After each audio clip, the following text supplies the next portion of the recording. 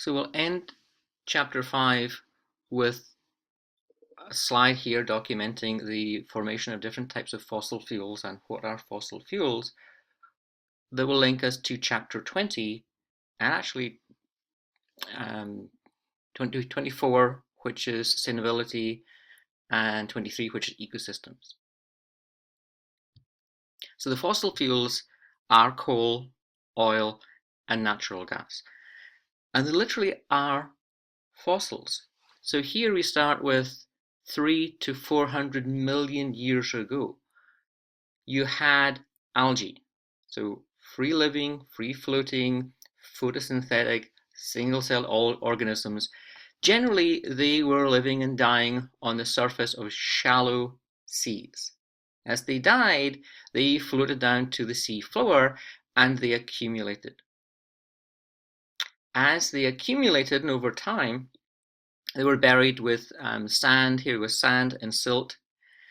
As that layers built up, so we move one slide to the right, we jump forward in time, we have a thick layer of silt and sand that, as weight, it compresses the organisms.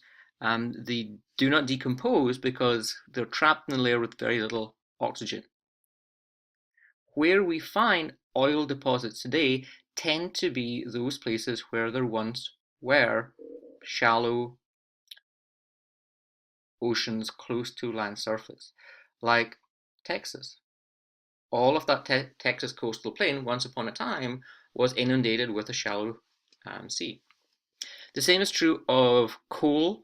Where coal deposits are found today are where there used to be forest filled with primitive pre-tree giant tree ferns 400 million years ago that died, fell into the swamp, into an area where there wasn't much oxygen, buried in the mud, and then accumulated again, got compressed. As sediments accumulated above them, the pressure and heat, because you're down from the Earth's surface closer to the Earth's core, the pressure and the heat converted the carbon, remember, that was fixed originally by photosynthesis, those carbon molecules into fossils, coal.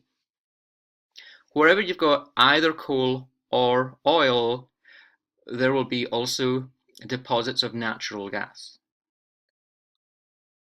Sometimes it's the gas that is the principal reason for the well.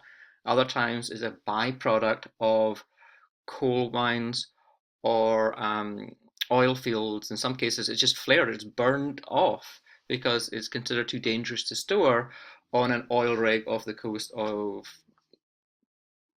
Scotland or off the coast of China.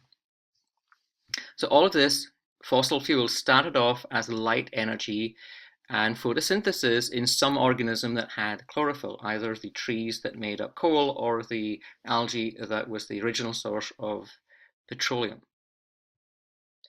At the bottom image here, we have on the left what's called the broken circle. You have carbon locked up in fossil fuels that literally has been locked up. It hasn't been in the atmosphere for 400 million years. Then we go through a process of extraction and refining. Then petroleum, diesel, it's fed into, yellow school buses, green cars, and it's released into the atmosphere. So we literally are moving carbon from underground and adding it to the atmosphere. On the right, we have, there have maybe been a little bit dramatic here, but using a green arrow versus the red arrow, but here we have biomass. So that can represent trees, it could represent fast-growing plants. One example is corn, used for ethanol, but there increasingly are other plant sources that do produce fuel that other than corn, things like switchgrass that grow in soils that we wouldn't need to use also for human food production. Corn, ethanol, and corn used for human or cattle feed can't grow in the same land, so you're removing some agricultural productive land to make ethanol that drives up corn prices and therefore feed costs for cattle. So finding something that grows in soils that are not good agricultural soils, but can grow and produce molecules we can make ethanol from, that may be a better option. What the diagram shows is that it's a closed circle. Carbon dioxide, it used to be in the atmosphere, in April, is fixed.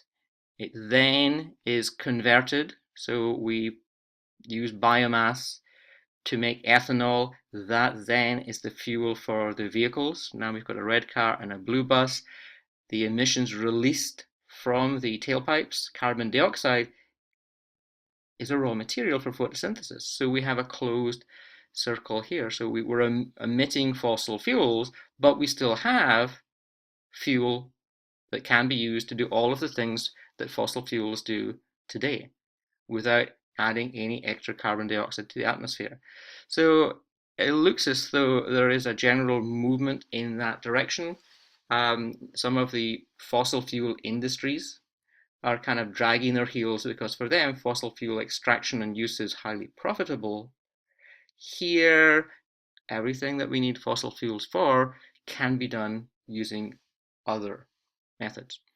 So the next part, next thing you're directed to go to, I'll skip forward here, is the TED Ed animation by Bozeman Science on fossil fuels. And that ends lecture 9, that ends the screencast. And again, just explore the resources on web access. There are more animations. There's an animation by Bozeman Science on photosynthesis. There's also one by Crash Course Biology on photosynthesis. And once you subscribe to the YouTube channels of these two different programs, then you can browse, you can figure out what animations, which topics you want to spend more time on, go through a little bit more slowly perhaps, you're interested in because we don't cover it in this class. So these are resources that I have chosen that work well for our class and our level. And I will see you on Tuesday. Have a great weekend.